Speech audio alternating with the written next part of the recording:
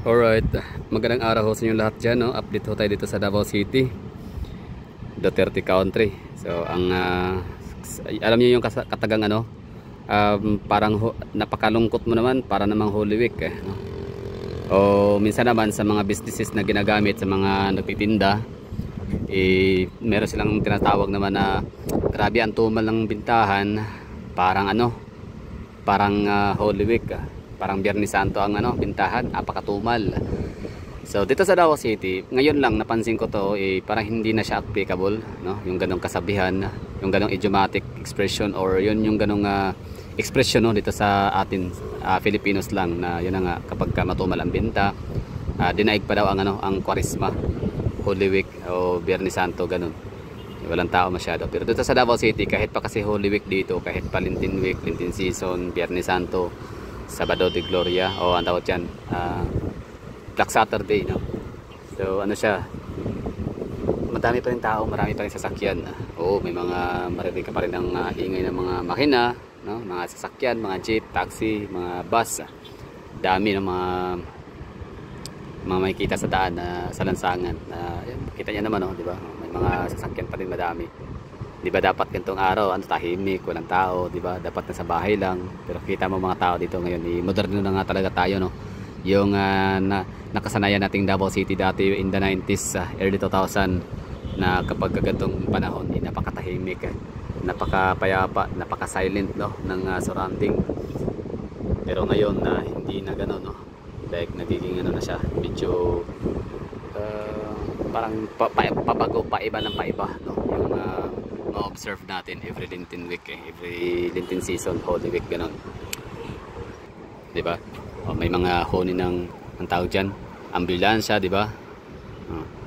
So gano'n talaga, no, kapag lumalaki palago ng palago ang ekonomiya ng isang syudad.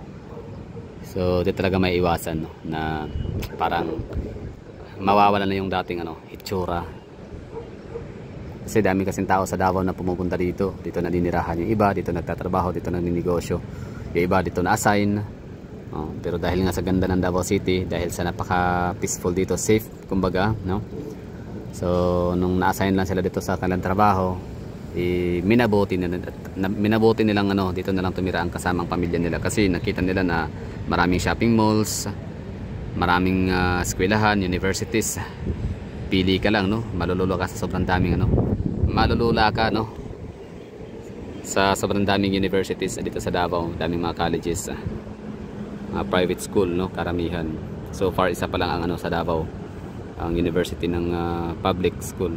Yun, ibig ko sabihin yung free college, no? Free college ba yung Davao City College? Meron na bago lang like siguro 2023 or 2022. So at least meron na tayong Davao City College. Yan pa naman ang sinasabi na ibang lugar, ng mga taga ibang lugar, no, na wala pa rin ang Davao City sa kanilang lugar, gawa nung wala daw tayong City College. Hindi kagaya sa kanila. So ngayon meron na tayo. So ibig sabihin Davao City has it all, di ba? Already. Shopping malls is in our lander, no? Mga universities, colleges, simbahan, hospitals, sobrang dami dito sa Davao City. So grabe na yung grabe yung ginawa ng mga Duterte sa Davao City, no. Talagang transform nila ang Davao from maingay na lugar. I mean daming criminality dati, no. 80s, 90s. Ngayon na siya, sikat. Ibig sabihin famous ang Davao City. Hindi sila sikat dahil sa mga katarantaduhan, kundi sikat sila sa pagiging maganda, no? Benchmark ang Davao City in so many things, or in different things, or so many things, no? Like Cebu City and Davao City is yun ang gustong gayahin talaga. Tsaka welcome, no? Welcome sa lahat ng mga syudad na kagaya sa Davao City, na napaka-safest talaga. Pwede kang matulog dito. Kagabi nga, kanina madaling araw, kita niyo naman dyan sa video ko, ako'y natutuwa kasi yung Freedom Park na sinasabi ko sa inyo, na open park lang siya, like 24/7 para sa lahat. Hindi siya exclusive na park na kagaya ng People's Park of Davao City and Ramon Magsaysay Park, na pag by 9 PM ay sarado na siya sa publiko. Tsaka yung Osmeña Park sa may City Hall of Davao, alam ba yan, alas 7 pala, alas 6:30 or alas 5:30 closed na siya, no. Pero yung Freedom Park dun sa may Ateneo de Davao University, in between sa City Triangle ng City Triangle or BSP or Boy Scout of the Philippines, and National Red Cross, Philippine National Red Cross. So yung in between ko nun is meron ng park na Freedom Park ang tawagin. Napakalinis, diba? Open park siya, public space siya, pero napakalinis. So may nakita ko mga tao na natutulog, tapos yung mga natutulog doon, tansya ko mga may biyahe yun kinabukasan, or basta siguro may mga dumaan lang sa Davao yun, no?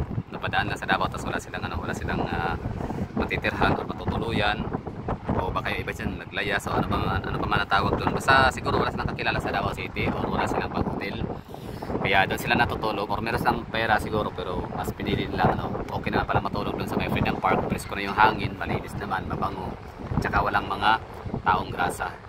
Walang taong grasa, ibig sabihin yung mga batang hamog, yun, what I mean is batang hamog, yun yung delikado kasi, diba? Sa mga batang hamog, walang gano'n na makikita sa Freedom Park of Davao City, kaya yun, nakita nila safe. So doon sila natutulog. So galing, no? Natutuwa ako para doon. So ganyan, no? Ganyan ang Davao City branding. So kilala Davao City sa pagiging napaka-safe city dito, no? Kahit matulog ka sa mga park, mga public spaces, walang problema, no? You're safe. Ang galing. Bilang Davaoeño Pilipino, sobrang saya, nakakatuwa na nagkaroon ng Duterte sa Davao City na ginawang ligtas tirhan para sa lahat ang syudad ng Davao. And yun, ano pa bang pangalawang sikat ang Davao City, no? Famous sa malinis na tubig. Oo, in fairness ang tubig dito, pero grabe ang mga tao ngayon, no? Kahit ako parang gusto ko na rin uminom sa mga mineral water. Siguro ganun talaga siguro tao, no, habang tumatanda. Parang humihina yung natin tiyan. So nagiging na yung ating tiyan, kaya takot na tayong uminom sa tap water. Pero malinis, so guaranteed yan.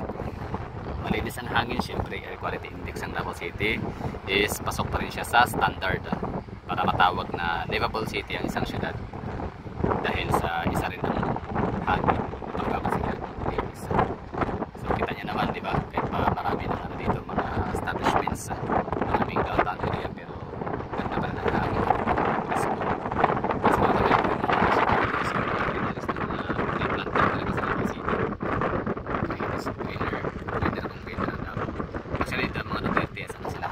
By nature kind of people. May ibig sabihin nun na ano nga sila, parang tagahanga sila ng kanta ng asin na hindi na masama ang pagunlad kung di rin naman nakakasira ng kalikasan. Diba? So Davao City is indeed a very progressive city, pero maintain ang beauty ng Davao City, ang natural beauty.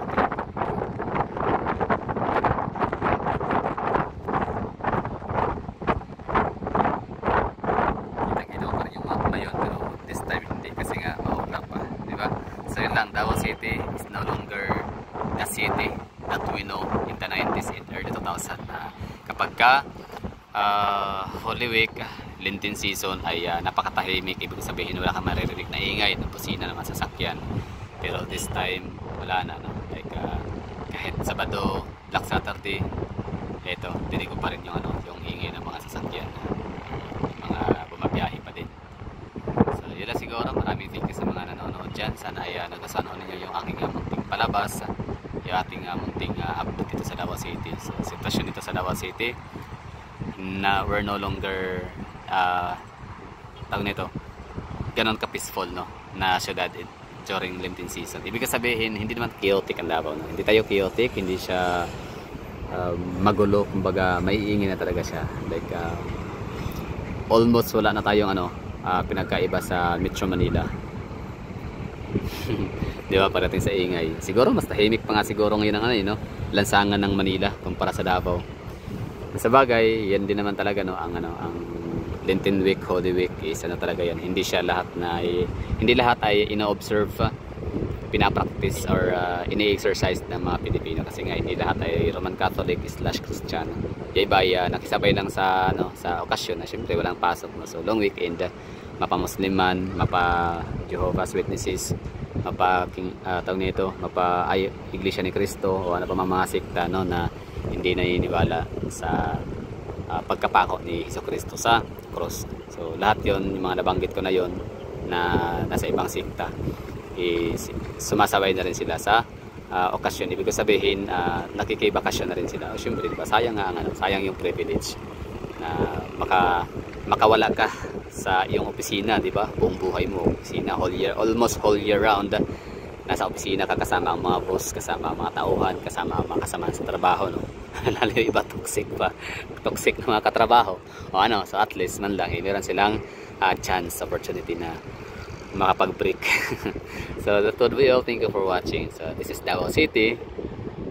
This is Galada Explorer. This has been your Galada Explorer reporting live here at Davao City, Davao del Sur, Mindanao, Philippines. So, right, Southeast Asia, planet Earth, Milky Way Galaxy. Bye bye. Ingat so kayo sa pag-uwi, ha. Ingat sa babiyahe dyan. Please, huwag niyong kaligtaang i-check ang brake. I-check niyo rin ang gulong mo. Baka kalbo na yan, baka flat o ano man. So yung extra tire or spare tire, huwag kalimutang dalhin. Okay, ingat, no? Ingat sa pag-uwi. Siyempre dasal muna bago bumiyahe, para gabayan kayo. Katakan na, Jesus takes the wheel, diba? Tsaka pasalubong pala sa mga babalik ng Davao. Ano ba mga pasalubong? Parang wala naman yata, lahat na nandito na sa Davao, no? Manok, native chicken, uling, saging, ang dami yan sa Davao. So yan lang, thank you, and yan, ingat. Sana nagustuhan nyo itong natin update. Sana at makarelate kayo, no? Let me know in the comment box kung ano masasabi ho ninyo sa ating mga pinag-usapan. That would be all. Thank you for watching.